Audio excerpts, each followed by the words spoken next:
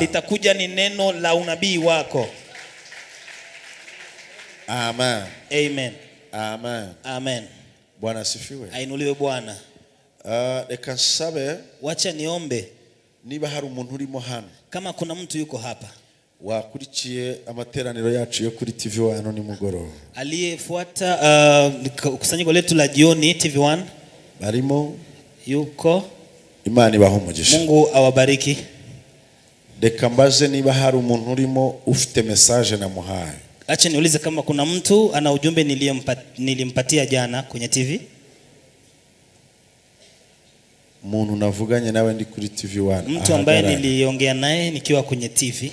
Ahagarare. TV1 unaweza ukasimama. Akaba hari ikintu navuze ndi kuri TV1 cyari cyawe. Kuna kitu pengine niliongea kwenye TV usiku kilikuwa ni cha kwako. Turiho duhanura, tukwa tunatabiri, tukaba twavuganye nawe, alafu tukanena na wewe. Reka twumve hano ni iki navuze, ndahita numva nuri ya winyuma. Wacha tusikie hapa, alafu na wakule nyuma nitamsikia. Shimwe. Amen. Ndimo kwigisha waduhanuriye vuga yuko abantu bajyaga bakuramo amada batazongeramo gukura amakundi. Alipokuwa anafundisha alitabiria kwamba watu walikuwa wanatoa ujauzito hawataweza tena kutoa ujauzito. Nyuma haria, nyuma huko kuna mtu mwingine.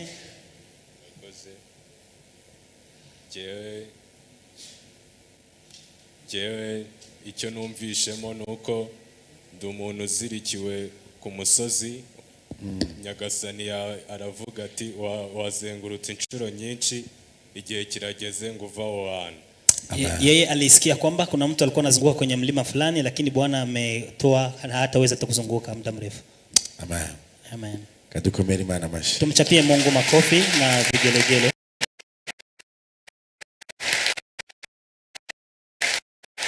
Mwezi ya pili inaenda, ukwezi kwa kabiri kurarangiye, kuna kuja mwezi ya tatu. Ukwezi kwa tatu kuraje, yale Mungu ambaye hakutenda mwezi ya pili, iby'Imana itakoze mu kwezi kwa kabiri kuja kuyatenda kwa mwezi ya tatu, kubikora mu kwezi kwa gatatu. Sijui umenielewa? Sinzi niba unyumvishije neza. Yale Mungu hakutenda mwezi ya pili, iby'Imana itakoze mu kwezi kwa kabiri, na jisikia kwamba hii mwezi ya tatu Mungu anakuja kuitenda. Numva yuko muri ukwezi kwa gatatu Imana ije gukora. Hata ukipiga makofi usiwapige, Mungu atatenda tu. Wakomera Imana mashi utayakoma, Imana irajikore. Yale Mungu hakutenda mwezi ya pili, Imana itakoze mu kwezi kwa kabiri, Mungu anakuja kuyatenda mwezi ya tatu. Imana igiye kubikora muri ukwezi kwa gatatu. Unaamini? Ese urizeye? Unaamini hiyo? Urizeye? Unaamini? Urabyizeye? Bwana sifiwe. Imana ishimwe. Twasomye mirongo itandukanye, tulisoma na sura tofauti na mistari tofauti. Hanyuma dusoma umurongo wa Yoeli ibice bibiri, umurongo wa 25. Tukasoma Yoeli 2:25 tena. Ijambo ryavuze ngo, neno lilituambia hivi, dore tazameni ngiye kubagarurira cyangwa ngiye kubashumbusha, na kwenda kuwarudishia ama na kwenda kuwalipia ibyanyu byagize gute, mambo yenu yaliyofanywa nini, ibyanyu byagize gute, mambo yenu yaliyofanywa nini. Nimutansubiza turarekeraho duta, kama hamtajibu tutaachia hapo na turudi. Mubisubiremo cyane, mutarudia sana mpaka niwasikie. Dekada aravuze ngo nzabashumbusha imyaka inzige zariye, niyariwe n'uburima n'ubuzukira na kagungu. Harimo amagambo abiri, kuna maneno mawili.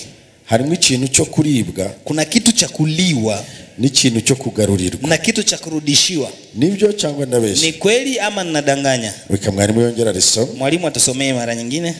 Havuze ngo nzabashumbusha imyaka inzige zariye, niyariwe n'uburima n'ubuzukira na kagungu, zangabo zanjye zikomeye nabateje. Ayo mazina yo rwose ntabwo ndi buyiteho. Hayo majina sitajali. Ndaza kwita ku magambo abiri. Nitajali na maneno mawili. Hari ukuribwa, kuna kuliwa, ariko hari no kugarurwa, na kuna kurudishiwa. Yoeli 2:25. Igiswahili cyo kiravuze ngo nami nitawarudishia hiyo miaka iliyoliwa. Bwana sifiwe. Ainuliwe Bwana. Urahari? Je, upo? Urahari? Je, upo? nzabagarurira cyangwa nzabashumbusha nami nitawarudishia ibyanyu byariwe, mambo yenu yaliyoliwa. ndagira ngo unyumve neza, nataka unielewe vizuri. biri gushaka kuvuga ngo inamaanisha kwamba hari ikintu cyari gihari, kuna kitu ambacho kilikuwepo, kiri ku buzima bwawe, kilikuwa kwenye maisha yako, ariko haboneka imbaraga, lakini kuna nguvu zitwara icyo kintu, zilikuja na kupeleka kitu hicho, ariko wowe urasigara. lakini wewe ukabaki.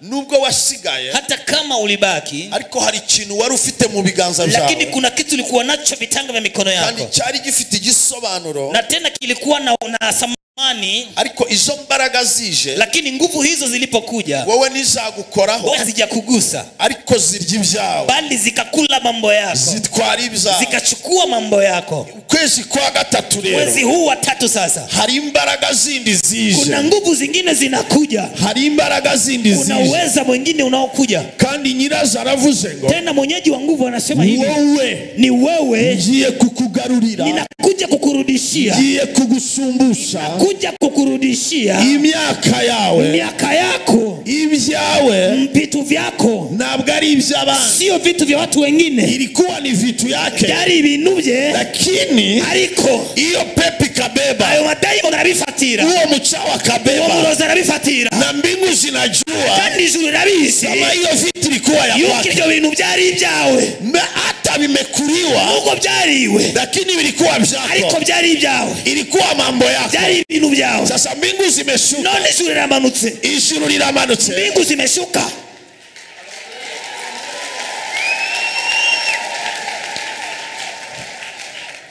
mbingu zimeshuka, ijuru ryamanutse kwa ajili ya wewe, kubera wowe kurudishiwa vitu yako, kugira ngo ibintu byawe kugarukire. Sinzi kuri unyumva, sijui kama unanielewa.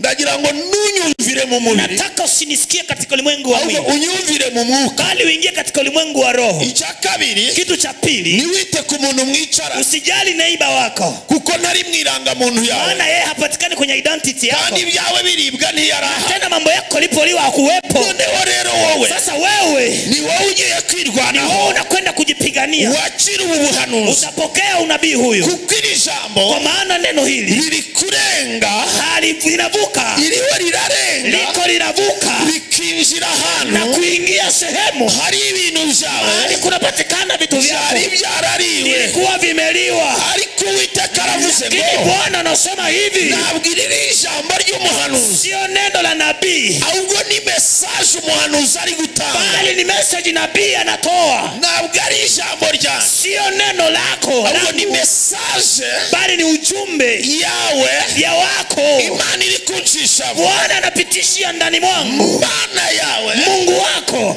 kereka niba utagira Imana, pengine kama wewe hauna Mungu, hauna, mumbarize ngo ufite Imana, uliza jirani yako, uko na Mungu hao uko na Mungu ariko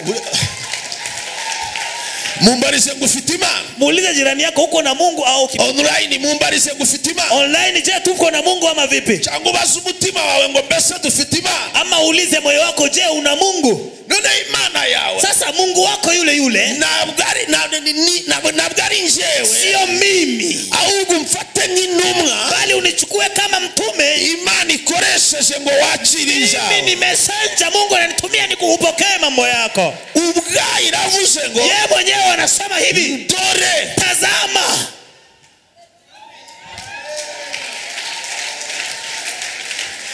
buri kintu cyose, kila kitu chote cyitwa igitangaza, kinachoitwa miujiza, kugira ngo kibeho, ili kiweze kuwepo. munyumve neza, unisikie vizuri, ntabwo igitangaza kirema ijambo, miujiza haiumbi neno, ariko ijambo rirema igitangaza, bali neno linaumba muujiza.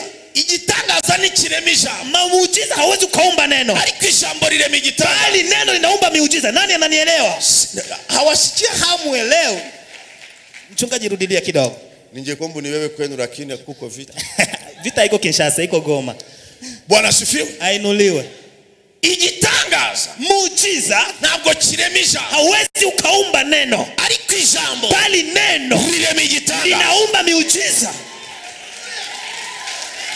igitangaza, muujiza ntabwo kibyara ijambo, hauwezi ukazaa neno, ariko ijambo, bali neno ribyara igitangaza. miujiza. Imana yaravuze ngo Mungu alisema hivi, habeho kuwepo hanyuma habaho. atakuwepo.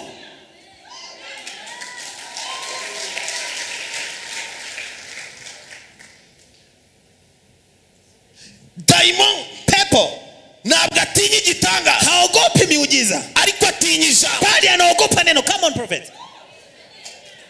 Umurozi Mchawi ntabwo atinya igitanga, haogopi miujiza, kuko nawe yabikora, kwa maana yeye anaweza kufanya ariko miujiza, atinya ijambo, bali anaogopa neno, kuko hari ijambo urekura, kwa maana kuna neno nalolikiri. guhera mu birenge agashya, Kuanzia miguuni moto kugeza unapanda, mu mutwe agashya. kichwani moto unapanda. Hari ijambo risohoka, Kuna neno linalotoka, abadayimoni bagatangira kubwirana ngo turacaye. mapepo yanaanza kuulizana tutapita wapi. Ndagira ngo unyumve neza, Nataka unielewe vizuri. niba ijambo risohotse, Kama neno limetoka, hagiye gukurikiraho igitangaza. kutafuatia miujiza.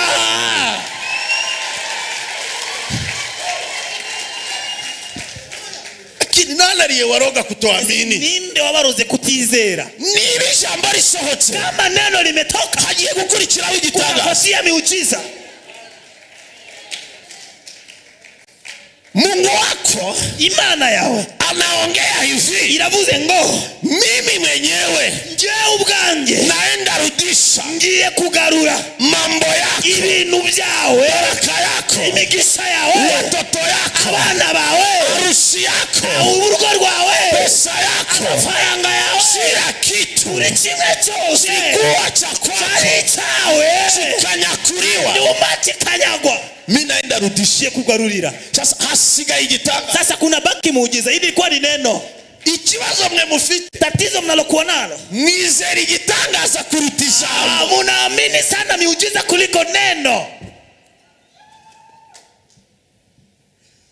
Kandi Tena iyo wizeye igitangaza, kama unaamini miujiza, ntabwo ukibona. hauwezi ukaupata miujiza. Ariko iyo wizereye mu ijambo, Lakini kama unaamini katika neno, ukaryakira, kupokea neno, ijambo ribyara igitangaza. neno linazaa miujiza.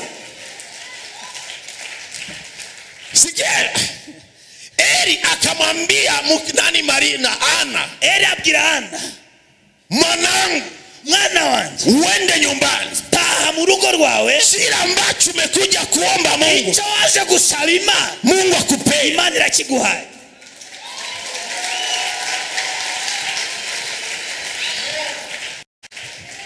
Eli hakujua Ana anataka nini, ntabwo yazi icyifuzo cya Ana, ariko yarazi ko ijambo, lakini alikuwa anajua kwamba neno kama linahamagara icyo Ana ashaka, linaweza kuita kile ambacho Ana anakihitaji.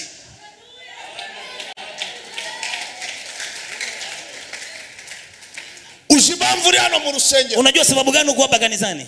Uzi impamvu uri hano mu rusengero? Unajua kwa sababu uko hapa, sababu gani uko kanisani? Impamvu ya mbere nuko ufite amatwi. Sababu ya kwanza ni kwa sababu una masikio. Iyo utayagira ntuburi hano. Na kama ungekuwa na masikio ungekuwa hapa kanisani. Wari kuza kumva iki? Sasa ungekuwa kusikia nini?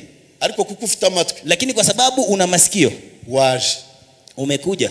None ndashaka Imana. Sasa nataka Mungu ikumpera amatwi yo mu mwuka. Yes, akupee masikio ya roho. Ndio. Kugira ngo wumve ijambo, ili uweze kulisikia neno, utegure inzira y'igitagaza na kutayarisha njia ya miujiza.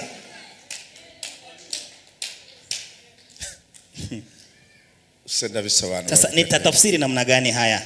Bwana asifiwe. Bwana Yesu ainuliwe.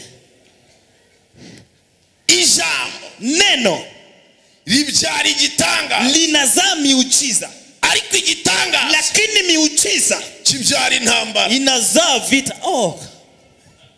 Karibu. Sitavuka hapo. Hautavuka hapo, endelea. Sitavuka hapo. Karibu. Nikivuka hapo ni yangu. Ijambo, neno rigiye kubyara igitangaza, linakwenda kuzaa miujiza. Ngirira abantu batatu ng'ijambo rigiye kubyara igitangaza. Watu watatu neno linakwenda kuzaa miujiza. Mshakira abantu batatu babwire ng'ijambo rigiye kubyara igitangaza. Watu watatu na uambie neno linakwenda kuzaa miujiza. Online ijambo rigiye kubyara igitangaza. Online neno linakwenda kuzaa miujiza. My God, ijambo rigiye kubyara igitangaza. Neno linakwenda kuzaa miujiza. Miujiza haiwezi kuzaa neno. Igitangaza ntabwo gishobora kubyara ijambo. Lakini neno ariko ijambo ina uwezo ya kuzaa miracle, kubyara igitangaza. ese ijambo rirahari cyangwa ntarihari? Je, neno lipo ama vipi? Ijambo rirahari cyangwa ntarihari? Je, neno tuko nalo ama hatuna? Kama neno iko, niba tufite ijambo, amini miracle inakuja, wizera ibitangaza biraje, amini matendo ya Mungu inashuka, wizera imirimo y'Imana iramanutse.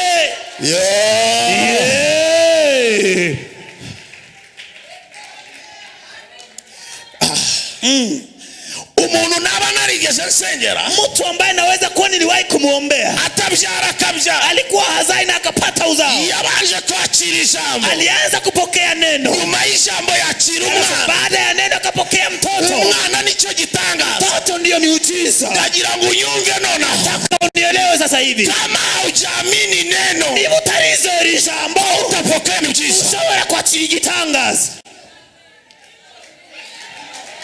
Harerimana icyubahiro, unaweza kumpandishia Mungu tukufu. Harerimana icyubahiro, unaweza kumpandishia Mungu tukufu. utaamini neno. Je, ulizera ijambo? Utaamini neno, ulizera ijambo.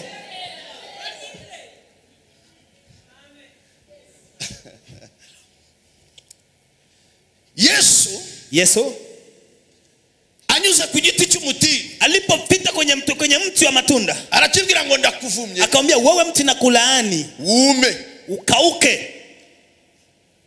Bukeye kiruma, asubuhi mti ukakauka. Uzi icyo bivuze? Unajua ni nini kinamaanisha hapo? Nacyo gifite amatwi yumva ijambo. Ndio, mti nao una masikio ya kulisikia neno.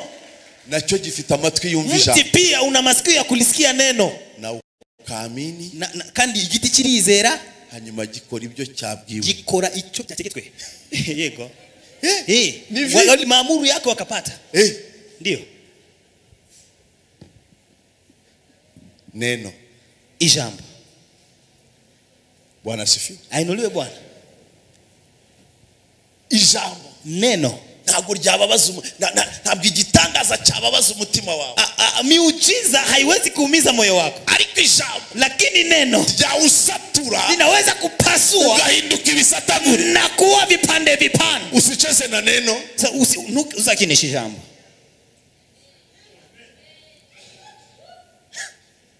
Wachawi, abarozi wanaogopa neno, batinya ijambo. Mapepo, abadaimoni wanaogopa neno, amadaimoni atinya ijambo. Kuna baki tu kimoja, hasigaye ikintu kimwe gusa cyonyine, wewe uamini neno, wewe wizera ijambo. twihute gatoya, twende haraka, twihute gatoya, twende haraka. Turacyafite ijambo rivuga ngo, bado tuna neno linalosema hivi, ibyawe bigiye kugaruka, mambo yako yanakwenda kurudi.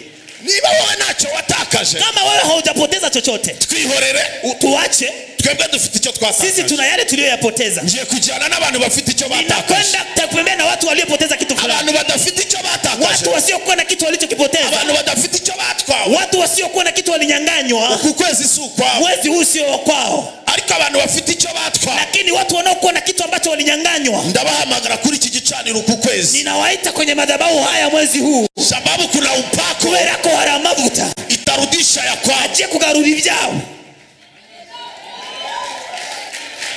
Biblia yavuze ngo, Biblia imetuambia hivi, Satani ava imbere y'Imana, Shetani akaenda mbele ya Mungu, avayo, akatoka mbele za Mungu, agenda kwa Ayubu, akaenda kwa Ayubu. Ageze kwa Ayubu, alipofika kwa Ayubu, murankurikiye? Je, unanifuata? Ndio, ndihuta, niko haraka. Ageze kwa Ayubu, alipofika kwa Ayubu, Biblia inavuga ngo ahindura ubuzima bwe. Biblia inasema kabadili maisha yake yote. Abana barapfa, watoto wakafa, inka zirapfa, ng'ombe zake zikafariki, imyaka iratwarwa, miaka yake yote ikapelekwa, kugeza igihe Satani, mpaka Shetani atwara n'umubiri we, akapeleka hata mwili wake, atwara n'umubiri we, akapeleka pia mwili wake. icyakoze Imana, wale wa Mungu, imwima ubugingo, akamuima uzima wake, ariko atwara umubiri, lakini akapeleka mwili wake, ngo agera igihe ava mu ntebe y'icyubahiro, akafika mpaka kwenye kiti cha utukufu, ava mu ntebe y'icyubahiro, akatoka kwenye kiti cha utukufu, yicara mu ivu, akaketi kwenye majivu, afata urujo, akachukua mpampini, atangira kwishima, akaanza kujikuna,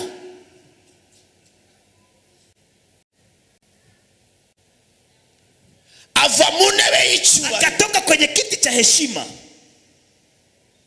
atari ubishaka, alikuwa hataki yeye, sio kwa mapenzi yake, ariko kubera Satani, lakini kwa sababu ya Shetani, mu minota n'amasegonda, katika sekunda na dakika chache yaratwaye buri kintu alikuwa cyose amepeleka kila kitu chote yaratwaye buri kintu cyose alikuwa amepeleka kila kitu chote Yobu ava mu ntebe y'icyubahiro Ayubu akatoka kwenye kiti cha heshima yicara mu ivu akaketi kwenye majivu yicara mu buzima butari akaketi katika maisha sio kwa yake ubwo buzima hayo maisha gatumye umugore amusiga yalisababisha mke wake kumwacha inshuti zimuva ala marafiki wakamwacha abakorege bamuva classmate wake wakamwacha Yobu yicara mu ivu Ayubu akaketi kwenye kubera Satani kwa sababu ya shetani yatwaye ibye alipeleka mambo yake yatwaye akapeleka mambo yake Yobu yasigaranye ikintu kimwe Ayubu alibaki na kitu kimoja ibintu byose biji mambo yote yalipokwenda Yobu yasigaranye Imana Ayubu akabaki na Mungu abandi baramureka wengine wakamwacha ariko Imana ntiyamureka Mungu hajamwacha nubwo yagaragaraga nk'uwatawe n'Imana hata kama alionekana kama mtu aliyoachiwa na Mungu ariko Imana yari itaramuta Mungu alikuwa hajamwacha yicara muri ubwo buzima akaketi katika maisha hayo ariko Imana igumana nawe lakini Mungu akabaki naye ireba ibyo bamukore Mungu akaona wanayomfanyia ireba ubuzima arimo akaona maisha anayoyapitia ikajivuga ngo yo akakuwa anamwambia Ayubu ihangane wewe vumilia ihangane vumilia nzakwereka uko mbigenza nitakuonesha kisi gani buri utafanya kintu cyose kiragenda kitu chote kikakwenda buri kintu cyose kitu kiratwara chote kikapelekwa ariko Yobu arasiga lakini Yobu akabaki ndashimira Imana namshukuru Mungu ibyawe byatwawe mambo yako yalipelekwa ariko wowe urasigara wewe ukabaki ndashimira Imana ninamshukuru Mungu ko nubwo byagiye hata kama mambo yako yalikwenda ariko wowe nyirabyo lakini wewe mwenyeji uracyahari bado upo uracyahari bado upo kuna watu hari abantu katikati hari abantu mwayikanisa muri litore nyota zao inyenyeri zao tayari wamebeba zaratwawe wanabaki bila nyota sigaye na nyenyeri bafite nyota ya biashara wamebeba inyenyeri y'ubucuruzi yazarde nyota ya kazi imebeba inyenyeri ya kazi yaratwawe nyota ya baraka wamebeba y'umugisha barayitwaye lakini wenye nyota ariko abanyiri inyenyeri bangari baracariho na Mungu wabo Imana yabo Mungu wabo Imana yabo nayangariki na iracariho ndio wameribana icyubahiro anaweza kumpandishia Mungu tukufu nubwo ibyawe byaja na isi mambo yako yaliyopelekwa wowe warasigaye wewe ukabaki kandi ni Imana yawe tena ni Mungu wako yarasigaye naye alibaki merimana icyubahiro pandishia Mungu tukufu ni wowe na Imana icyubahiro kama ningekuwa wewe ningempandishia ugirira abantu batatu ngo Imana yawe yarasigaye waambie watu watatu Mungu wako alibaki niba umva Imana yawe yarasigaye kama unajua kama Mungu wako alibaki wari guhagarara ukayimera icyubahiro simama na kumpandishia utukufu reka mvugane na wacha nikwambie kitu wenda inzu yawe yarajanywe pengine nyumba yako ilipelekwa ariko wowe warasigaye lakini wao ulibaki ni Imana yawe yarasigaye Mungu wako alibaki wenda kazi kawe karajya pengine kazi yako ilipelekwa ariko Imana yawe yarasigaye wako alibaki nimekuja kukwambia hivi kukirago hata pesa zako zimeisha faranga yao yararangie lakini Mungu wako ibada yawe hajaisha iratario bado hajakuacha irakurekura ngara na simama na wewe iratangaranye nawe kama Mungu wako ipo Imana yawe iliyo kuna message amenipa message ya maye nikwambia hivi sira kitu cha kwako sinaenda rudishwa ndiye kugarurwa my God my God my God ninde muntu wanyumva nani ananielewa ese nabona umuntu wanyumva je naweza kumuona mtu akunielewa vuga ndi mu mwuka ninaongea katika roho sinzi ko hari umuntu anyumva kama kuna mtu ananielewa Yobu biratwarwa Ayubu mambo yake yakapeleka inshuti ziragenda marafiki wakenda umugore aragenda yakenda reka mvugane nabo wacha nikwambie icara gato nkubwire keti kidogo nikwambie hari ibintu bibiri kuna mambo mawili hari ibintu bibiri kuna mambo mawili bibabaza umugabo inaumiza mwanaume bisajisha umugabo binamuzekesha mwanaume agahinduka umusaza yarakiri mutoya anakuwa mzee na alikuwa bado kijana icyambere kitu cha kwanza ni ugutakaza umugore yakundaga ni kumpoteza mke alikuwa anampenda icya kabiri kitu cha pili ni ugutakaza inshuti ze ni kupoteza marafiki zake kubera iki kwa sababu gani uyu mugabo huyu baba abayeho mu buzima anaishi maisha atagira uwaganiriza hana mtu wa kumuongelesha inshuti zaragiye marafiki wamekwenda umugore yaragiye mke wake naye anakwenda asigaranye nani anabaki na nani asigaranye nani anabaki na nani asigaranye nani anabaki na nani abayeho mu buzima anaishi maisha bucecetse gusa maisha ya kimya ariko azi kimwe lakini anajua kimoja nubwo inshuti zagiye hata kama marafiki wamekwenda nubwo umugore yagiye mke amekwenda bose bataraza hao wote kabla hawajaja Imana yari ihari Mungu alikuwepo hari umuntu wayicyubahiro kuna mtu anaweza kumpandishia utukufu ukwezi kwa gatatu mwezi wa tatu Imana ntigiye guceceka Mungu anakwenda hata nyamaza Shetani alikuja kwa Yobu Shetani yaje kuri Yobu alikuja kwa Yobu yaje kuri Yobu akatenda mambo yake akora ibintu bye akabeba atwara buri kimwe cyose. Hiyo ilikuwa wakati ya shetani. Icyo cyari igihe cya Satani. Ambia moyo wako, Bwira umutima wawe, wakati ya shetani imeisha. igihe cya Satani kirarangiye. Sijakuelewa. Ntago ndakumva. Ambia moyo wako, Bwira umutima wawe, wakati ya shetani igihe imeisha. cya Satani kirarangiye. Wa mukobwa we, niba ari umukobwa niba ari umudamu, Kama binti kama mama, amagambo ngiye kuvuga uyumve. maneno nakwenda kuongea uyasikie. Igihe cyawe cy'amarira, Wakati wako wa majonzi, igihe cyawe cyo kubabazwa, wakati wako wa kuumizwa, ndabona ko Imana ishyizeho iherezo. naona Mungu anaweka mwisho. Ndabona imbaraga z'abadayimoni Naona nguvu za mapepo zafunze buri kintu cyawe cyose. zilifunga kila kitu chako chote. Uratambuka zigatambukana nawe, Unafanya hatua zinafanya hatua na wewe, waryama zikaba hafi na yawe, ukilala zinakuwa karibu yako. zishinzwe kwica buri kintu cyose cy'umumaro kuri wowe. Ziko on charge kuwa kila kitu chote cha thamani kwako. Icyo kirere ukimazemo igihe, Anga hiyo ulimaliza muda mrefu, ndetse ufite ibimenyetso by'ibyakubaye biri joro, una ishara na alama za vilivyo vitu kwa ariko ubu mvugana nawe, lakini vinavyokuambia icyo kirere kiriho kiraguhunga. kuna anga nayo kukimbia. Icyo kirere kiriho kiraguhunga. Hiyo anga inakukimbia. Ni for praise of prayer mambo rashaivotra. Kuna mapepo Haya madaimoni kama 5. abadaimoni 5. Simama, Hagoroka, funga maso yawe. yafumbe macho yako. Mapepo 5 Abadaimoni 5 zilikuwa zikisumbua maisha yako. bari wabaje ubuzima bwawe, Baraka yako wamefunga, bafunze imigisha yawe, furaha yako wamefunga. ndetse n'ibyishimo byawe barabitwaye. We ni mtu wa machozi tu, Wowe ni umuntu w'amarira gusa. lakini kwa muda huu Ariko nonaha wa kwanza anaondoka, muri uyu mwanya umudaimoni wa mbere aragiye, wa kwanza anaondoka, umudaimoni wa mbere arahunze, wa kwanza anaondoka, umudaimoni wa mbere arahunze, wa pili anaondoka, umudaimoni wa kabiri nawe aragiye, wa tatu anaondoka, umudaimoni wa gatatu nawe aragiye, 1 2 3, wa 4 wa anaondoka, kane nawe aragiye, wa 5 wa anaondoka. gatano nawe aragiye. Fire! Moto! Amavuta hariya, Nipeni mafuta, amavuta hariya. mafuta haraka. Sabuna maboko yawe, Pandisha mikono yako juu, funga maso yawe, yafumbe macho yako, funga maso yawe. funga macho yako. Jesus, Yesu, nona sasa hivi ndavuze ngo rekura ninasema ubuzima achilia maisha yake guhera nona kuanzia sasa, musigi ukwezi kwa 3, ninampaka kwa ajili ya mwezi wa 3. ubuzima bwe nibuhinduke, Maisha yake ibirenge yabadilike. bye nabisize. Miguu yake na Taimon, pepo, rekura ibirenge bye, achia miguu yake, rekura ibirenge achia bye, miguu yake, rekura ibirenge achia bye. miguu yake. Moto! Pandisha Bwana utukufu. Zamurira Imana icyubahiro. Reka mvugane nawe, Wacha niongee na wewe, reka mvugane nawe, wacha ninene na wewe, reka mvugane nawe. wacha niongee na wewe. Uwa 3 wa none, Mwezi siku ya leo 3, uwa 3 wa siku ya none, 3 ya leo, ijambo neno ligiye kubyara igitangaza. linakwenda kuzaa miujiza. Sijasikia mtu hapa, Ndumva umuntu hano, sijaelewa mtu hari hapa. umuntu nyumva.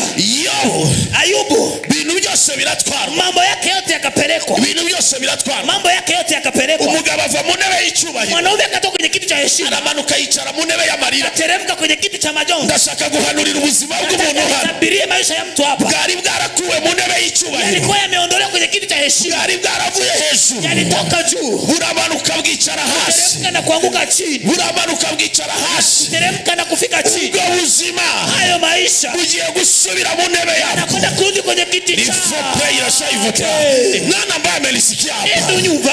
Sijui umenipata huko mahali Sisi gani. ni nyumba. Sinzi niba umurikiye, Kama unanielewa, niba uri na online, hata kama uko online, ugiye gusubira mu ntebe yawe, nakwenda kurudi kwenye kiti ugiye chako, gusubira mu kazi nakwenda kawe, kurudi kwenye kazi ugiye yako, gusubira mu buzima nakwenda bwawe, kurudi kwenye maisha ugiye yako, gusubira n'icyubahiro cyawe. kurudi kwenye heshima Sinzi yako. igihe byatwariwe, Sijui kitu ariko ndumva Imana lakini rahisi igiye Mungu guhagurutsa umuntu anakwenda kusimamisha mtu ikamwicaza na kumketisha icyo yari yaragambiriye. kile alicho Reka alikipanga. manurire ubuzima bwawe. Nitabirie maisha yako. Yesu urahari ngo guhanurire. Yehova tutabiri. Zamurira Imana icyubahiro, Sha Mungu tukufu. zamurira Imana Sha icyubahiro. Mungu tukufu. Yobu yicara mu ivu, Ayubu akaketi kwenye majivu. Yobu yicara mu ivu, Ayubu akaketi kwenye majivu. abantu bose baramusika, Watu wote wakamwacha. ariko Imana Lakini Mungu ntabwo wake yasize Yobu, hajamwacha Mungu. yagumanye Ayubu na Yobu. alibaki na Ayubu. Reka manurire ubuzima Wacha bwawe. nitabirie maisha yako. Buri murozi Kila wese, mchawi yote, buri imbaraga kila yose nguvu zote yabigizemo uruhare, zilizo participate ndarahira Imana yamamagaye walioniita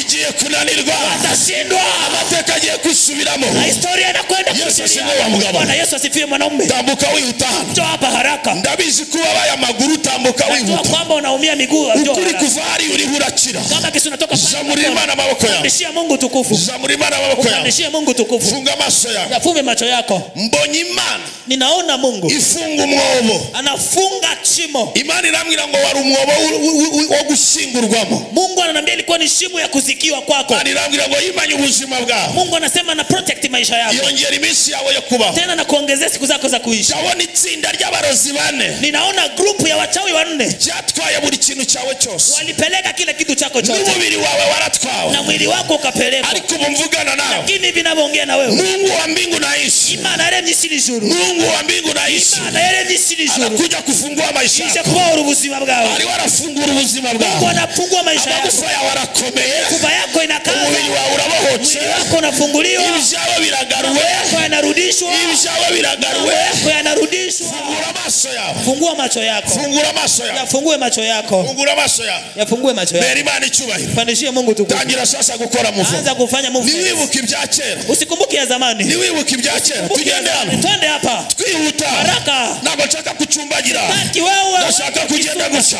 Nataka wewe. Komera Imana amashyi. Pandishie Mungu. Komera Imana amashyi. Tapia Mungu makofi. Komera Imana amashyi. Tapia Mungu makofi. Ibi wabishoboraga? Ulikuwa unaweza hivi? Nabishobora. Nabishobora. Mbere wabishoboraga kugenda ulikuwa unaweza kutembea hivi? Nabishobora. Wababaraga cyane. Ulikuwa unaumia? Cyane sinanahine na gatoya. Ntunanahine na gatoya. Gahine noneho. Sasa kunja mguu. Gahine. Kunja mguu. Gahine. Kunja tena. Yewe gutya. Fanya movement. Gutya. Hivyo. Gutya. Hivyo. Imitsi iroroha. Misipa yako imitsi iroroha. Inarahisika. Ni ibintu byizanye. Ni mambo yaliyojileta. Byagenze gute? Ilikuwaje? Zibana bansanze mu kazi bankutagura ibintu. Mu buvi barakuvunagura. None subwo tugende. Ni wowe wabizanye se? Ni wewe ulileta. Ihute tugende. Haraka twende. Nakubwiye ngo nabonye Imana isiba icyobo. Nilikwambia niliona Mungu anafunika. Imana irambwira ngo wari ugiye gupfa. Akaniambia kwamba ulitaka kufa. Abo baguhondaguye sinari imari. Waliokuponda sikukuwepo. Ariko nabwiye ngo Imana yafunze umwobo. Lakini kwa Mungu Imana irambwira ngo yari serikei. Mungu anambia ilikuwa ni serikei. Bari bagiye kugushinguramo. Walikuwa wanakwenda kukuzika. Ariko Imana igarura ubuzima bwawe. Lakini Mungu anarudisha maisha. Imana irambwira ngo tangira uyubahe. Mungu anambia uanze kumheshimu. Ibiganza byawe bigiye kongera kwakira. Mikono yako itaanza tena kupokea. Pandishia wana mikofi.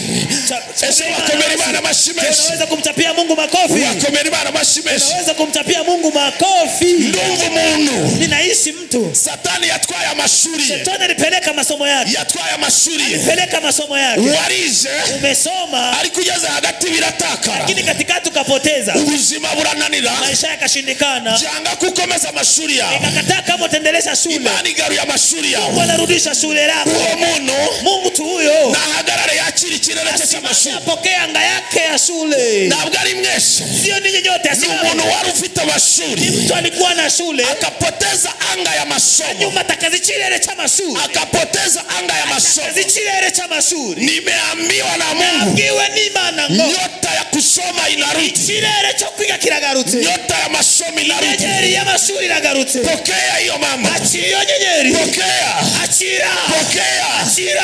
Pokea. Achira. Pokea. Achira. Icara mu kubaho kw'Imana. Kati katika utukufu wa Mungu. Mwezi ya 3. Ukwezi kwa gatatu. Mwezi ya 3. Ukwezi kwa gatatu. Mikono yako. Ibiganza byawe. Itapokea. Igiye kwakira. Nipe mikono yako. Ibiganza byawe. Nipe mikono yako. Ibiganza byawe. Ibiganza byawe. Nipe mikono yako. Ibiganza byawe. Nipe mikono yako. Bishira imbere yawe. Weka mbele zako. Hari abantu batari kunyumva. Kuna watu hawanisikii. Shira ibiganza byawe imbere yawe. Weka mikono yako mbele zako. Oh my God. Oh Mungu wangu. Ibiganza byawe. Mikono yako. Bishira imbere yawe. Weka mbele zako. Ndaza kubara gatatu. Nitaona msaidia mpaka 3, 1 mpaka 3. Ubihuhemo. Alafu utapuliza mikononi mwako. Nuwe gutya. Usipulize vifu. Au uje gutya. Bali fanya hivi mara moja. Hari myuka. Kuna hewa yasigaye ikubuza kwakira. Zilikuwa zinakuzuia kupokea. None hiyo myuka. Lakini sasa hizo hewa kugiye guhuha. Kwa kisi utakwenda kupuliza. Nikira biri kuva mu biganza byawe. Hizo hewa zitatoka mikononi mwako. Sababu mapepo. Kubera kama daimon. Nazo zina masikio. Nao bafite amatwi baru. Ya kusikia neno ya Mungu. Yo kumva ijambo ry'Imana. Sasa wakati ukifanya hivyo tu. Ukuza buri kubikora. Wakati ukifanya hivyo tu. Uraba uri kubikora. Hiyo mapepo. Ayo daimoni itaachilia mikono yako. yose araza kurekura ibiganza byao. Oh my God. Oh Mungu wangu. Unajua hawajanielewa. Ntabwo muranyumva neza. Eshara umuntu nyumva. Je, kuna mtu ananielewa? Fanya hiyo kwa imani. Kora ibyo mukwizera. Fanya hiyo kwa imani. Bikore mukwizera. Merci sana kusimama. Ye, urakoze kuhaguruka. Merci sana kusimama. Urakoze guhagarara. Fanya hiyo kwa imani. Bikore mukwizera. Tangira utekereze. Anza utafakari. Niba hari mgifu. Kama ingekuwa ni unga. Kama kuko unga kwa hiyo. Kama kungekuwa na unga kwenye vitanga vya mikono yako. Tangira utekereze ko hari mgifu. Uanze utafakari kama kungekuwa unga kwenye vitanga vya mikono yako. Esa nuyihua irasigara. Kama ingekuwa ni poda inaweza kabaki. Nuyihua irasigara. Kama ukipuliza poda inaweza kabaki kwenye mikono yako. Abandi birirwa babara amadolari, wewe wirirwa bara madeni. Wengine wanahesabu dollars, wewe unahesabu deni. Unasikia? Naelewa mchungaji. Abandi biganza byabo bisuhuza abakomeye, wowe nukuri gusuhuza abagwirirana nkawe. Wengine mikono yao inasalimia watu wakubwa, wewe ni kuwasalimia wanaozeera kama wewe. Leo mambo itabadilika. Uyu munsi ibintu bigomba guhinduka.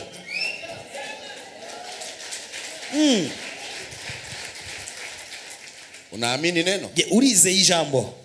Kama litazame ujiza. Lishobora kubyara igitangaza. Online unaamini neno? Je, online murize ijambo? Kama litazame ujiza. Lishobora kubyara ibitangaza. Oh my God. Mungu wangu. Hiyo mikono sasa. Ibyo biganza rero. Birebe. Tazama vitanga vya mikono yako. Kwa imani. Mukwizera. Wanze ona unga tu kwa mikono. Tangira urebe watanza uangalie, tangira urebe ifu mu biganza byawe. Kugira ngo bigufashe kwizera. Bitakusaidia kwa imani. None uraza guhuha ikintu ubona kigenda. Alafu utapuliza kitu ukiona kimekwenda kama poda mikononi mwako. Kandi uraza kubikora wizeye. Tena utafanya hivyo kwa imani. Urizeye? Je, unaamini? Urumva kwizera kwazamutse? Unahisi kwamba imani yako imepanda? None reka ngushabe ikintu kimwe. Wacha nikuombe kitu kimoja. Funga amaso ariko ntufunga amatwi. Ufunge macho yako lakini usifunge masikio. Ndabizi uraza kubukireba mu biganza byawe tu. Najua utatazama hicho kitu kipulize kwenye mikono yako. Nubwo wabufunza amaso urabure ibiganza byawe. Hata kama utakuwa unafunga macho utakuwa unatazama vitanga vya mikono yako. Ni mbara 1 2 3. Nikihesabu 1 mpaka 3. Uraza guhuha cyane ibiganza byawe. Utapuliza sana vitanga vya mikono yako. Kwa kundi nakweretse. Kama gizi nilivyokuonesha. Urabikora rimwe. Utafanya mara moja. Ndongera mbare 1 2 3. Nitahesabu 1 2 mpaka 3. Urabikora kabiri. Utafanya mara ya pili. Ndongera mbare 1 2 3. Nitahesabu 1 2 mpaka 3 tena. Urabikora bwa gatatu. Utafanya mara ya 3. Biraba bihagije. Itakuwa inatosha. Unubishakuze gukomera Imana mashi. Alafu utakuja kumtapia Mungu makofi. Twagiye. Tunakwenda. Zamura kwizera kwawe. Pandisha imani yako. Ubifate nk'ibintu bisanzwe. Usikamati kama mambo kawaida. Na uri online. Na wewe online. Na uza kudukurikiranya. Na wewe utakuja kutufuata baadaye. Aho nkurikiye uri hose. Mahali kote unakonifuata. Ijambo rije kubyara igitangaza. Neno linakwenda kuumba miujiza.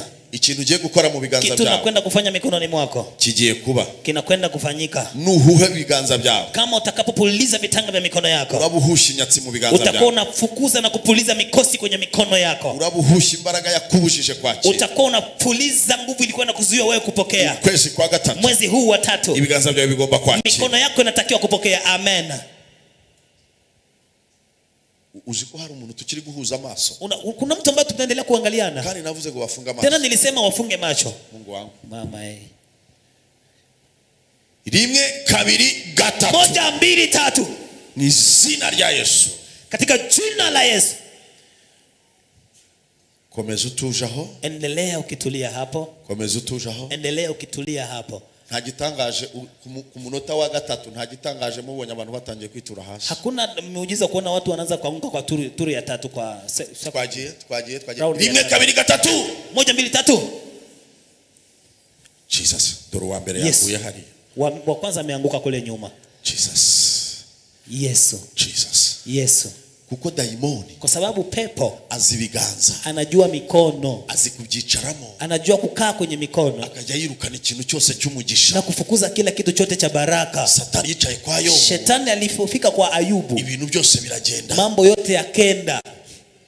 ibiganza byawe, mikono yako, hari imbaraga ndi kubyirukana, kuna nguvu ninazifukuza kwenye vitanga vya mikono yako, imbaraga ndi kubyirukana, kuna nguvu ninazifukuza kwenye vitanga vya mikono yako, hari imbaraga ndi kubyirukana, kuna nguvu ninazifukuza kwenye vitanga vya mikono yako. Oh my God, hari imbaraga ndi kubyirukana, kuna nguvu ninazozifukuza kwenye vitanga vya mikono yako, hari imbaraga ndi kubyirukana, kuna nguvu ninazozifukuza kwenye vitanga vya mikono yako. Itegure, jitayarishe, itegure, jitayarishe, itegure, be ready, itegure, jitayarishe. hari imyuka igiye kuva mu biganza byawe, kuna hewa zinakwenda kutoka kwenye vitanga vya mikono yako, hari imyuka igiye gusha, kuna hewa zinakwenda kuungua, isakuzi chende, ilalamike na kwenda, rime, moja, kabiri, mbili, gatatu, fire, oh, moto, fire, moto, fire, moto, fire, moto. yakome cyane, Piga mikono sana, piga mikono, piga mikono. yakome cyane, Makofi sana, yakome cyane, makofi zaidi, yakome cyane, makofi zaidi. zamura amaboko yawe, Pandisha mikono yako, zamura ibyo biganza byawe, pandisha tena mikono yako. aha, aha, Ndio, aha, aha, ndio, aha, yes. aha, funga maso ngaho inyuma baragiye, Huko nyuma huko umekwenda, funga maso yawe, funga macho yako. inyuma hari umuntu abadayimoni barekuye, funga maso yawe, Kuna upepo wanaanza kimbia. aha, aha, Yes, aha, yes, aha, ndio. igihe wahuhaga, Mahali ulikopokuwa hari ukipuliza, imbaraga zagiye, kuna nguvu zilikwenda. zamura ibiganza byawe, Pandisha mikono yako juu. biracyari imbere ya marayika w'Imana, Bado tuko mbele ya malaika wa Mungu, biracyari imbere ya Yesu, bado mikono yako mbele ya Yesu. hari undi murozi ugiye kuva mu biganza Kuna wengine by'umuntu, mchawi anataka kutoka kwenye mikono ya hari mtu. ibindi biganza mbona bikozweho, Kuna mikono mingine naona imeguswa. nyirabyo biriho, arumva bitangiye gushya, Mwenyeji anasikia mikono yake inaanza kuungua, arumva bitangiye gushya, anasikia mikono yake inaanza kuungua, arumva bitangiye gushya, anahisi mikono yake inaanza kuungua. wigira ubwoba n'imbaraga ziri kubirekura, Usiogope, ni nguvu zinaachilia vitanga vya mikono yako. dore inyuma hariya, dore hano hagati, hari ibiganza biriho bisha, Kuna vitanga vya mikono hari vinaungua, ibiganza by'umuntu biri gusha, kuna vitanga vya mtu vinaungua. fire, Achia,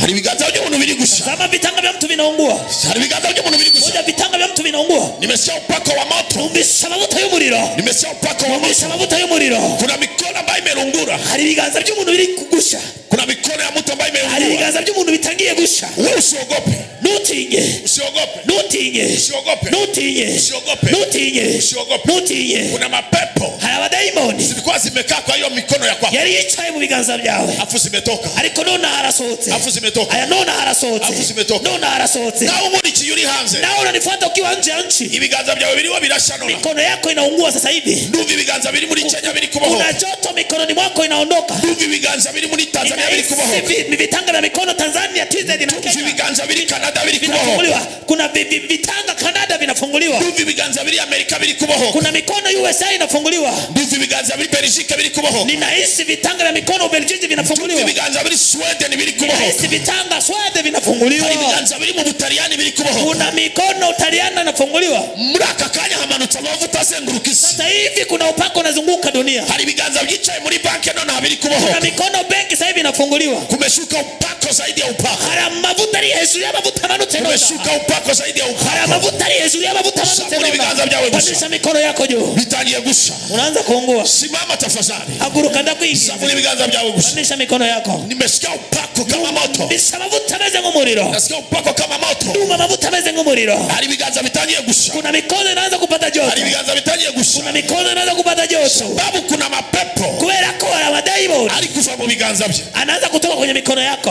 hari imbaraga ziri kuva muri ibyo Kuna biganza, nguvu zinatoka kwenye mikono hiyo. il faut pray irasha ivotra, mbingu zimeshuka sasa, Ijuru ryamanutse nona. mbingu zimeshuka sasa, Ijuru ryamanutse nona. mbingu zimeshuka sasa,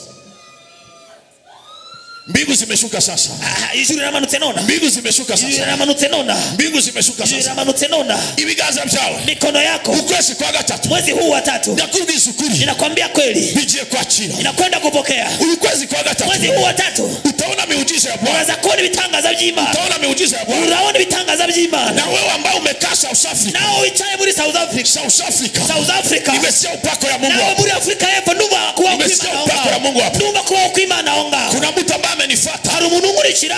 wewe ni mchungaji, Wowe uri umushumba. wewe ni mchungaji, Uri umushumba. nimesikia upako imekugusa, Ndumva amavuta kukugezeho. na inaenda kuinua zaidi, Kandi nagiye kukwagura cyane. ibiganza byawe byari byarahiye, Mikono yako ilikuwa imeungua. na kintu byakiraga ulikuwa upokei chochote lakini mikono yako ariko ibiganza byawe Mungu wa mbingu na nchi Imana yaremye isi n'ijuru anafungua mikono yako ibohoye ibiganza byawe gatoya gusa kidogo peke yake pandisha mikono yako samura maboko yawe ndiwe ndahanura ibiganza byawe usichokeshe mikono yako ndiwe ndahanura ibiganza byawe ninatabiria mikono yako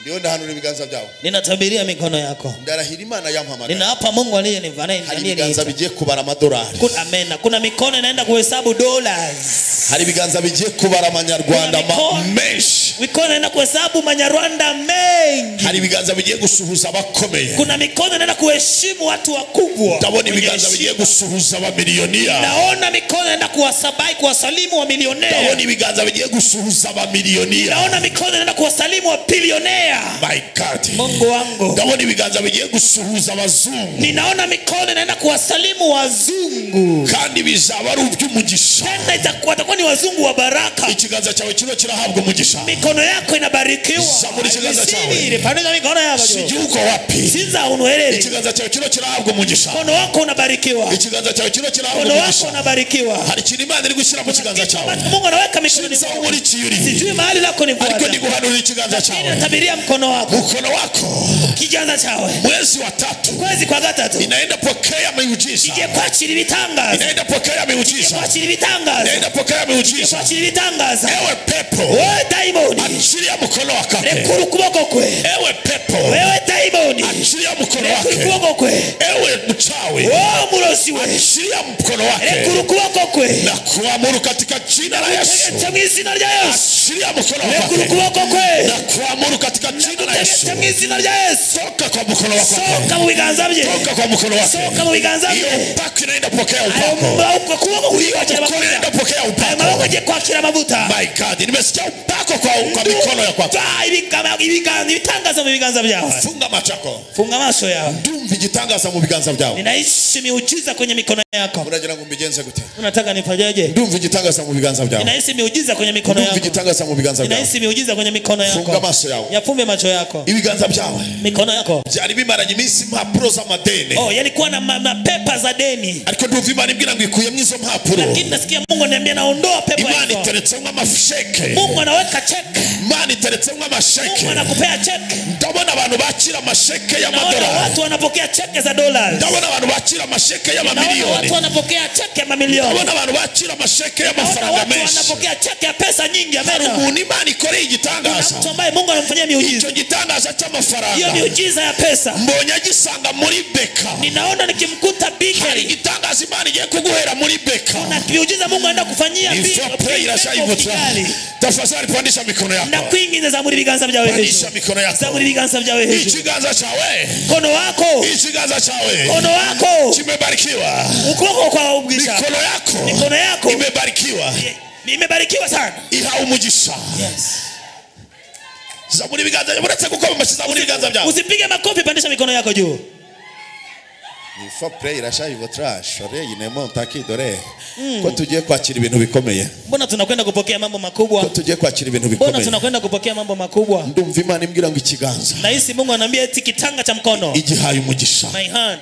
mkono wako na Mungu anabariki igihaye umugisha Mungu ananiambia nabariki mkono igihaye umugisha Mungu anabariki mkono igihaye umugisha Mungu anabariki mkono zopaya mando rashaje votre chore inemo taki dore my God hari biganza biri gushana nubu kuna mikono inaendelea kuungua mpaka sasa imbaraga ziri kwekura kuva mu birenge kuna nguvu zinachilia kutoka kwenye miguu hari biganza biri online kuna mikono inayotufuata online ndakubwiza ukuri ugiye kwakira amafaranga kwenda kupokea pesa ugiye kwakira ikintu wari waratakaje kwenda kupokea kitu ulipoteza online za muri biganza byawe online pandisha mikono yenu juu online birahabwa umugisha kwenye mitandaoni mpandishe mikono yenu wewe uko South Africa niba ungurikira uri muri Afrika y'Epfo wewe uko DRC ungurikira muri Congo wewe uko Burundi wewe uri Burundi wewe uko Kenya wewe uri muri Kenya ambaye uko Tanzania wewe ungurikira muri Tanzania ambaye uko Rwanda wewe ungurikira uri mu Rwanda pandisha mikono yako zamura maboko yawe naona upako naona mavuta imekuja kufungua mikono yako aje kubohora ibiganza byawe imekuja kufungua mikono yako mavuta aje kubohora ibiganza byawe mwezi ya 3 mwezi kwa gatatu mwezi ya 3 mwezi kwa gatatu zopaya mandra shai votre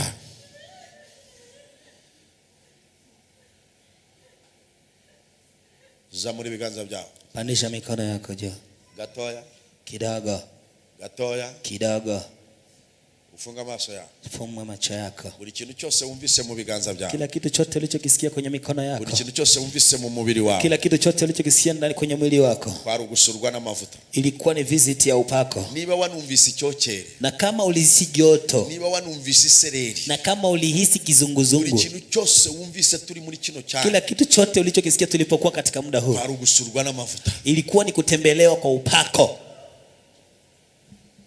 Ikiganza cyawe. Mkono wako kigiye kwakira. Unakwenda kupokea. Kigiye kwakira. Unakwenda kupokea. Kigiye kwakira. Unakwenda kupokea. Ayo niyo mashikome y'Imana. Je, hayo ndio makofi unamchapia Mungu?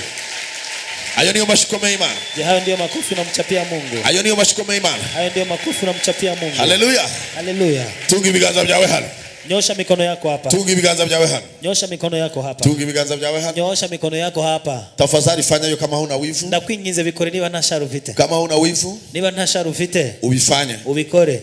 Ubifanye. Ubikore. Wature na kanwa kao. Utakiri na kinywa chako. Wature na kanwa kao. Ukiri kwa kinywa chako. Uvuge ngo bishop. Useme eti askofu. Na uje kwakira. Na wewe unakwenda kupokea. Na ibiganza byawe bigiye kwakira. Na wewe mikono yako inakwenda kupokea.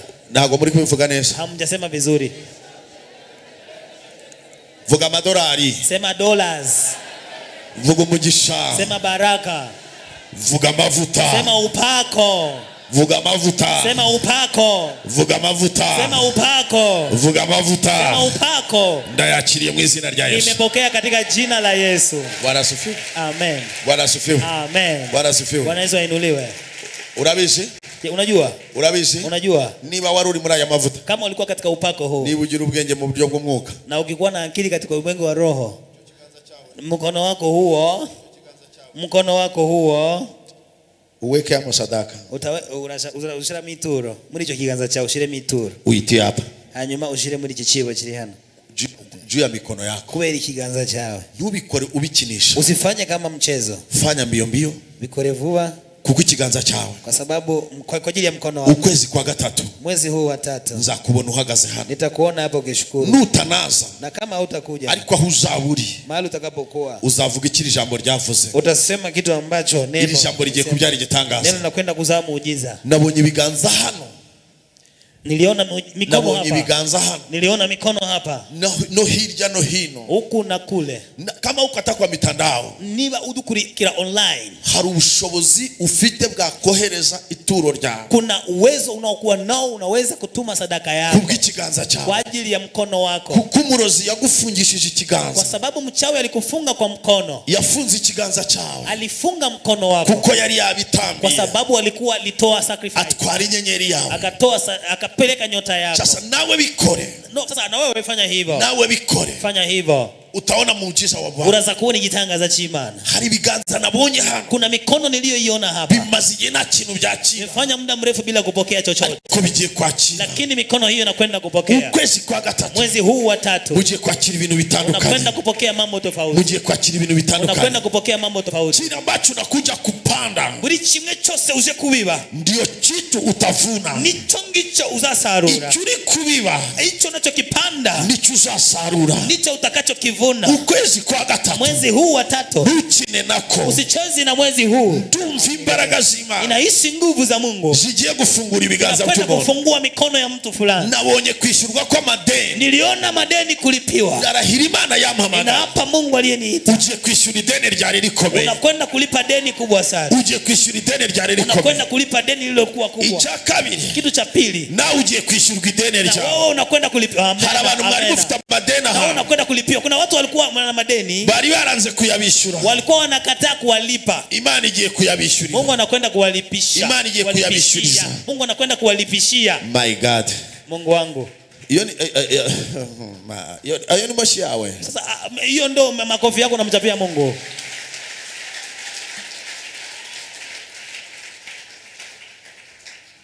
Uziko bigiye kuba. Unajua kwamba yanakwenda kuwa? Uziko bigiye kuba. Yanakwenda kutimia. Uziko bigiye kuba. Yanakwenda kutimia. Shoreye ne montaki dore ni for prayer IYOGEZABUTUMWA. Ibiganza byawe. Mikono yako. Uku kwezi kwa gatatu. Mwezi huu wa 3. Bigiye kwakira. Inakwenda kupokea. Online bigiye kwakira. Online unakwenda kupokea. Bigiye kwakira. Bigiye kwakira. Mikono yako inakwenda kupokea. hari umuntu wari ufite deal ahantu. Kuna mtu alikuwa na deal sehemu fulani. Iyo deal irimo amafaranga. Deal hiyo kuna pesa ndani. Ariko hari ikirere cyajyaga kimubuza kwakira amafaranga ari kuri urwo rwego. Lakini kuna atmosphere ilikuwa inamzuia kupokea pesa ya level hiyo. Uwo muntu icyo kirere cye kirafungutse. Huyo mtu anga yake inafunguka. Agiye kwakira ayo mafaranga. Anakwenda kupokea pesa hizo. Agiye kwakira ayo mafaranga. Anakwenda kupokea pesa hizo. Agiye kwakira ayo mafaranga. Ibi mwabonye hano mambo mlioyaona hapa ni ikimenyetso cy'ibyabaye muri mwebwe hagati. Ni ishara za vitu vilivyofanyika katikati yenu hapo. Ntabwo bishobora kuba haiwezi kuwepo amavuta atamanutse kama upako haujateremka. Kandi my God, my God, my God, Mungu wangu, Mungu wangu, Mungu wangu. My God, my God, Mungu wangu. My God, my God, my God, my God. Imani irabifunguye mama Ivana. Mungu anafungua mama Ivana. Imani irabifunguye. Mungu anafungua. Imani irabifunguye. Ibiganza byawe bigiye kwakira. Mikono yako inakwenda kupokea. Ukwezi kwa gatatu. Mwezi huu wa 3. Imani ifunguye umuryango wawe w'ubucuruzi ku rundi rwego. Anafungua mlango wako wa biashara kwenye level nyingine. Imani hamagaye abakiriya ku rundi rwego. Mungu anaita wateja kwa level nyingine. My God. My God. Mungu wangu, Mungu wangu. My God. Mungu wangu. My God. Mungu wangu. Imirimo wakoraga hano utangira utegura abantu baraza kugusimbura, ndabona ugiye kugira kazi kenshi. Kazi ulikuwa unazifanya hapo tayarishe watu watakao kusaidia, naona unakuwa na kazi nyingi sana. Iki kiganza nguhaye, mkono huu ninayokupea kiriho kirahamagara ibyawe, unaita mambo yako. Ayubu vitu yake vikabebwa, ibintu byose biranyagwa. Satani akachoma kila kitu kwa Ayubu, atwika buri kimwe cyose kuri Yobu. Akachoma kila kitu kwa Ayubu, atwika buri kimwe cyose ku buzima bwa Yobu. Lakini ariko Satani hakuweza kuchoma Mungu wa Ayubu. Ntabwo yabashije gutwika Imana ya Yobu. Hakuweza kuchoma Mungu wa Ayubu. Ntabwo yashoboye gutwika Imana ya Yobu.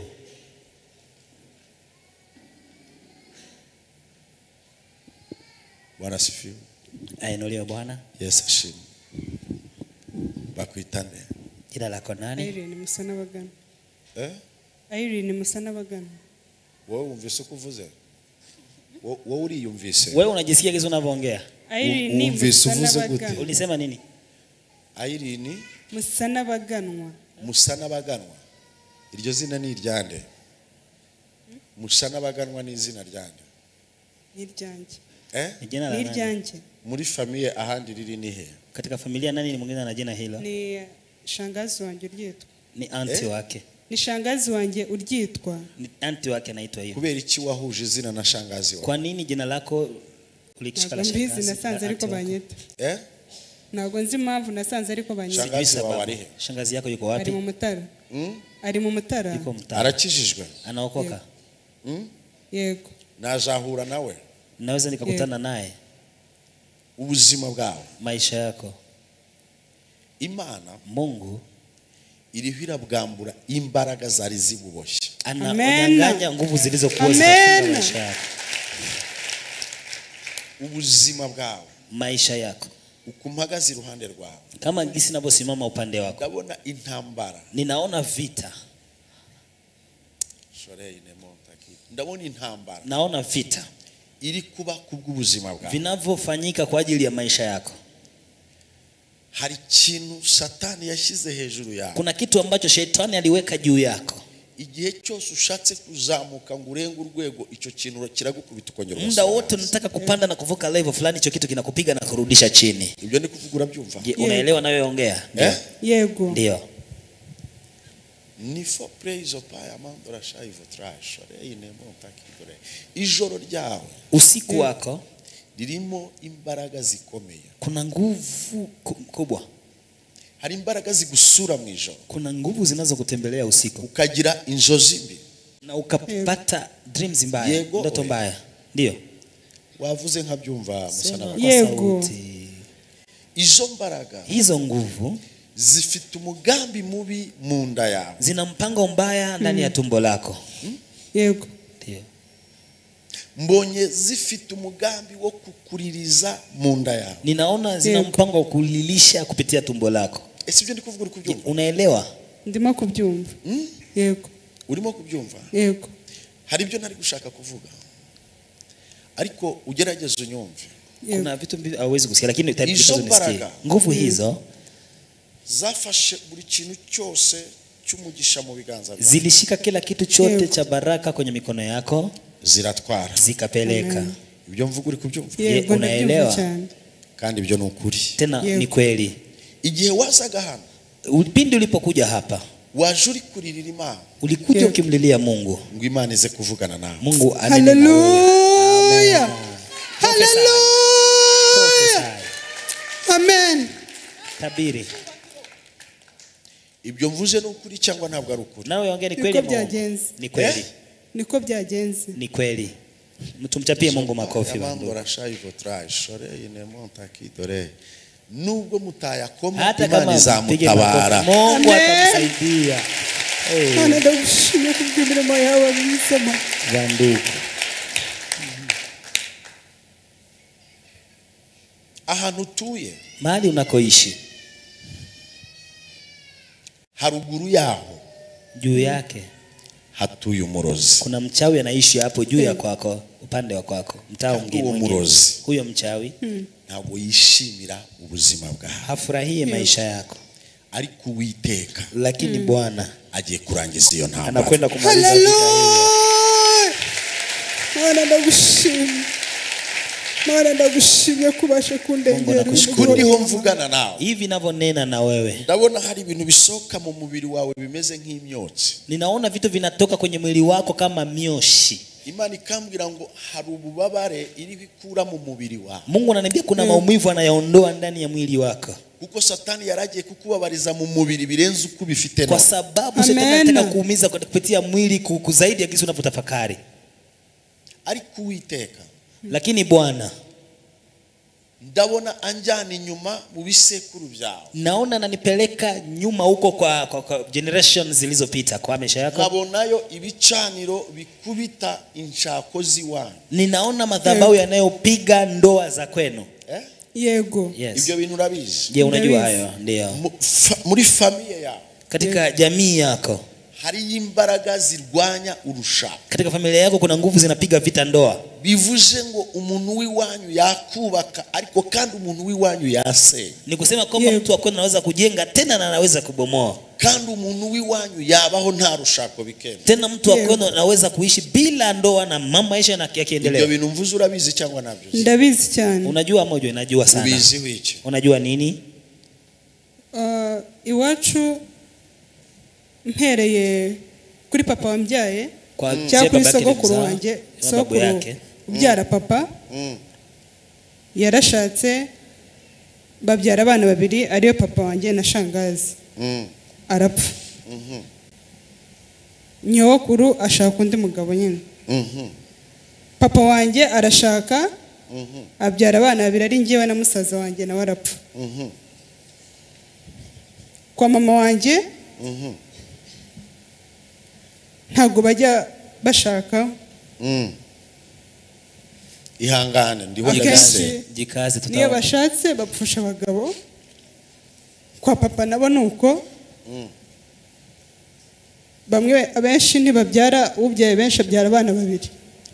Kamera nizere ko uyu muntu atari kugaragara. Dukomeze rata. Numva ijwi rye mu ngaragaza ariko simubone. Yego dukomeze. Amen. Urumva habaho umwuka wo gukenyuka no kudashaka ku mpande zombi. Umutware wawe ari mu kazi. Mume wako yuko wapi? Hehe. Wapi? Umusirikare. Ni mwanajeshi? Ni umusirikare. Ari mu gihugu cyangwa ari mu gihugu? Yuko ndani ya nchi. Kwa ufupi, katika familia yao hawezi kuolewa. Baba yake alizaliwa na shangazi yake. Shika mikrofoni nkurikire. Na mama yake pia hivyo hivyo. Alafu acha microphone yako unifuate.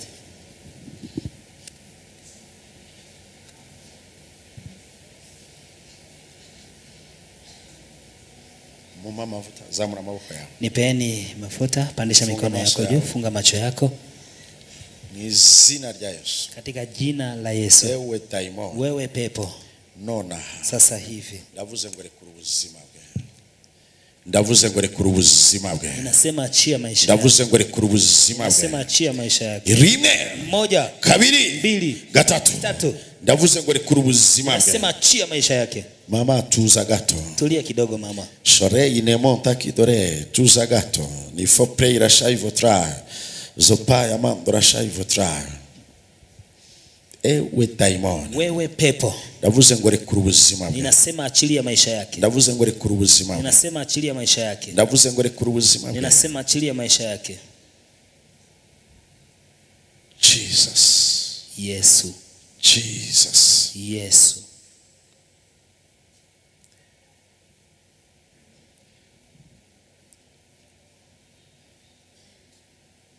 Hamaze igihe kingana iki hakurya? Umefanya muda gani ukiumia?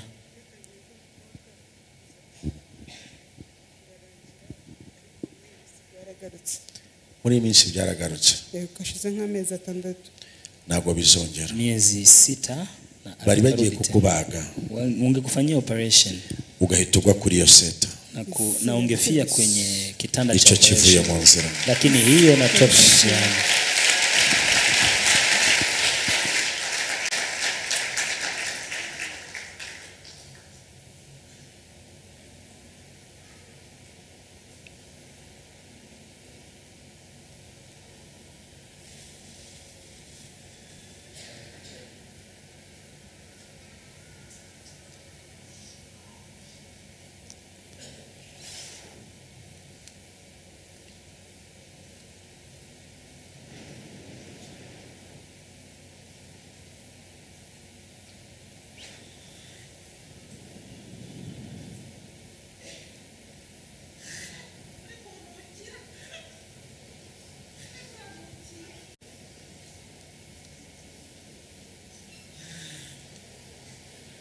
Bwana asifiwe. Ainuliwe Bwana.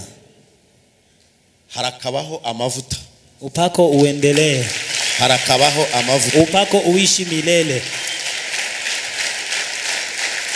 Yamamara Yesu cyangwa ni yamamara? Atawale Yesu ama vipi? Zopa ya mambo rashai votra shore inemonta kidore.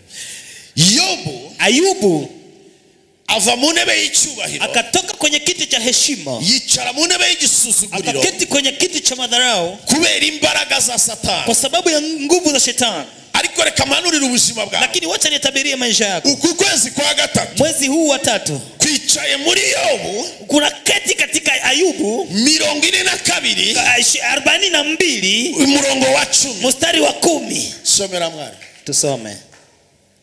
Uku kwezi kwa gatatu, mwezi huu wa 3, Ayubu agiye gukorera mu bice 42, atatumikia katika sura 42 umurongo wa 10 mstari wa 10. Somera iryo jambo.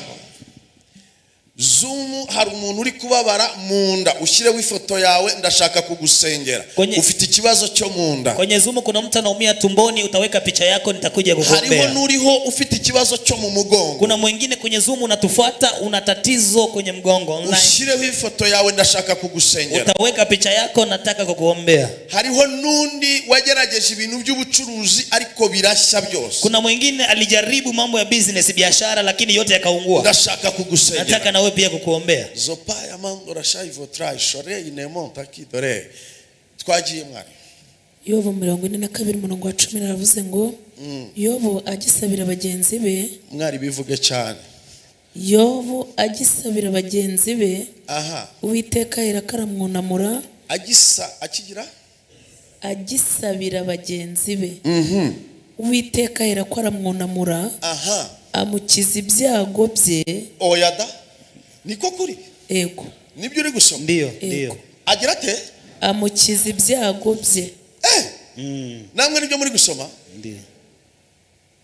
Hari umuntu Imana igiye gukiza ibyago. Kuna mtu ambaye yule Mungu anakwenda kumponya na mabaya. Nubwo utabyumvise, hata kama hujaelewa, ariko hari umuntu Imana yamamagaye. Lakini kuna mtu Mungu aliyeniita igiye gukiza ibyago bye. Anakwenda kumponya na matatizo yake yote. Ibyago wari waratejwe n'abarozi. Matatizo yaliyosababishwa na wachawi. By force by fire. Kwa nguvu hata kwa moto. Uku kwezi kwa gatatu. Vipande vishuke mwezi wa 3. Imana igiye kubigukiza. Mungu anakwenda kukuponya matatizo yako. Ukwezi kwa gatatu. Mwezi wa 3. Imana Imana igiye kugukiza ibyago byawe. Anakwenda kukuponya na matatizo yako. Wamere Imana icyubahiro. Unaweza kumpandishia Mungu tukufu. Ndabizi kwizera kwawe kuragoye. Najua imani yako ni shida. Ariko Imana yamamagara. Lakini Mungu aliyeniita igiye gukiza umuntu ibyago. Anakwenda kumponya mtu na matatizo yake. Oh my God. Mama wangu. Imana igiye gukiza umuntu ibyago. Anakwenda kumponya mtu matatizo. Sinza uri kiyuri. Sijui ni mahali gani nako ni fo. Ariko Imana igiye gukiza umuntu ibyago. Lakini Mungu anakwenda kumponya mtu na matatizo. Irira abantu batatu. Waambie watu watatu. Ngo Imana ije kugukiza ibyago byawe. Mungu anakuja kuwaponya matatizo yenu.